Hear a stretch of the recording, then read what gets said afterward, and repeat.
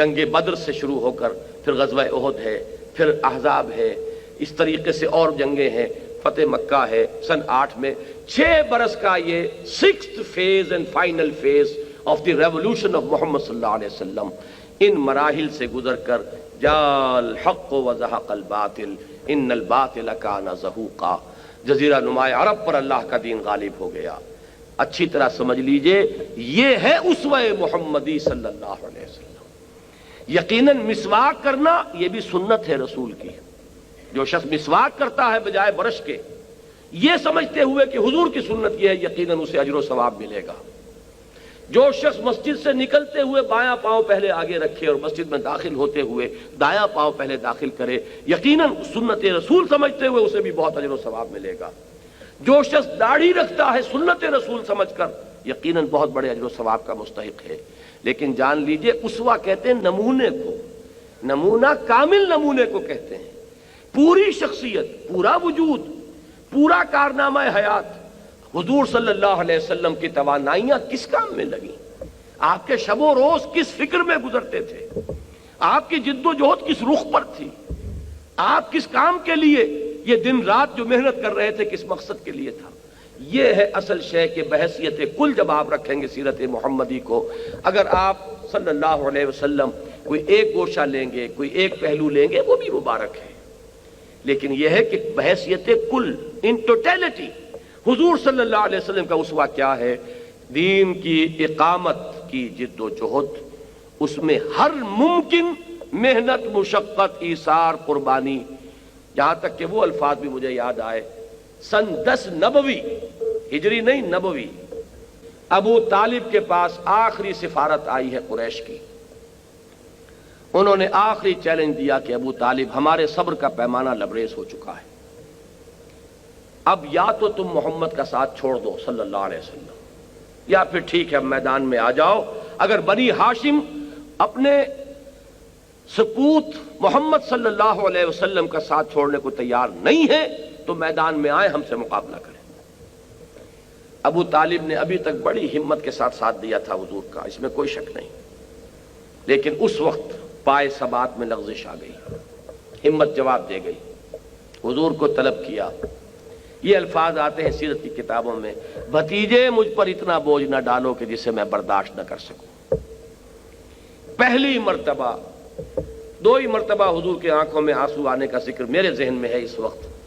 ایک بالکل آخری دور ہے حیات دنیاوی کا، حضرت ابراہیم کے انتقال پر حضور کی آنکھوں میں آنسو آئے، یہ ریکارڈ پر ہے۔ ایک یہ پہلا مرحلہ ہے سن 10 نبوی کا، جب ابو طالب نے کہا بھتیجے مجھ پر اتنا بوجھ مت ڈالو جسے میں برداشت نہ کر سکوں، تو آنکھوں میں آنسو آئے، اور آپ نے فرمایا کہ چچا جان اب تو یا تو یہ کام پورا ہو کر رہے گا یا میں اپنے آپ کو اسی میں ہلاک کر لوں۔ یہ عزیمت، یہ ہمت، یہ استقامت، اور مراحل آئے، ایک سے ایک سخت مرحلہ ہے۔ اب آپ سوچئے کہ ہم ان کو تو بائی پاس کر رہے ہوں، ہماری زندگی میں یہ مقصد ہی نہ ہو، ہمارے پیش نظر اپنی زندگی میں اس جد و جہد کا کوئی مقام ہی نہیں ہے، لیکن ہم ان چھوٹی چھوٹی سنتوں پر عمل کر کے اپنے آپ کو مستحق سمجھ بیٹھے ہوں 100 شہیدوں کے ثواب کا، تو اس سے بڑی کوئی سیلف ڈسیپشن، اس سے بڑا خود فریبی کا کوئی معاملہ اور نہیں۔ ہاں اس سنت کو جو شخص ادا کرے کہ اللہ کے دین کے لیے جینا ہے اور مرنا ہے، قل ان صلاتی و نسکی و محیای و مماتی للہ رب العالمین، جو اس سنت کو تازہ کرے کہ اللہ کے دین کے غلبے کی جد و جہد اسی رخ پر کرنی ہے جس رخ پر محمد رسول اللہ نے کی ہے صلی اللہ علیہ وسلم، اگر اللہ تعالیٰ اسے استقامت عطا فرمائے گا تو یقیناً حضور کے اس قول مبارک کے مطابق اسے 100 شہیدوں کا ثواب ملے۔ ہم نام لیتے ہیں صرف اور بدنام کرتے ہیں اسلام کو، ہم نعرہ لگاتے ہیں اسلام کا اور اپنے عمل سے در حقیقت اسلام کی ذلت اور رسوائی کا سامان فراہم کرتے ہیں۔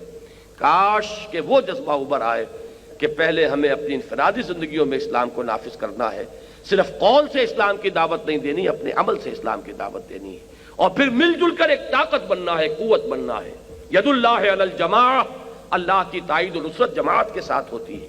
اور اس جماعتی جد و جہد کے ساتھ حزب اللہ کی شکل اختیار کر کے انہی خطوط پر جد و جہد کرتے ہوئے جن پر حضور صلی اللہ علیہ وسلم نے فرمائی جد و جہد اللہ کے دین کو غالب کرنے کی سعی کرنی ہے. اللہ تعالیٰ مجھے اور آپ کو اس کی توفیق عطا فرمائے.